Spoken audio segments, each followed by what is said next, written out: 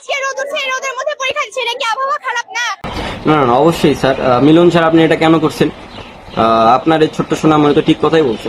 যদি রোদের মধ্যে গিয়া পরীক্ষা দিতে যায়, তাহলে আপনাদের এই ছোট্ট ছোট্ট সোনামণি সুন্দরী সুন্দরী স্টুডেন্টরা কি আপনার কালো হয়ে যাবে না? আপনারা কি এটা বুঝেন নাই? क्या ये क्या बक रहे हो मादरचोद?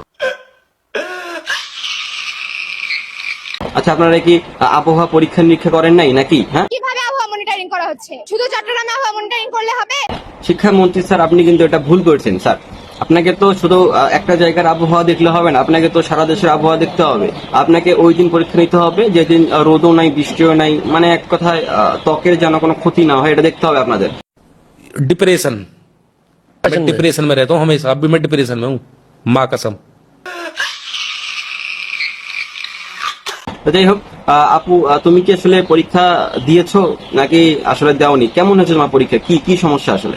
হ্যাঁ, আমি পরীক্ষা দিয়ে রেজাল্ট খারাপ করছি। আবহাওয়ার জন্য পরীক্ষা না দিয়ে আমার রেজাল্ট খারাপ হয়নি।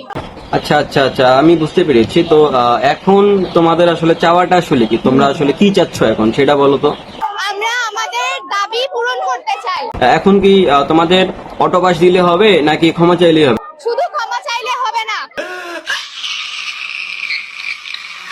ও, তাহলে ক্ষমা চাইলে আসলে বিষয়টা মীমাংসার মধ্যে নেওয়া যাবে না, বিষয়টা আসলে অটোপাসের টার্গেট।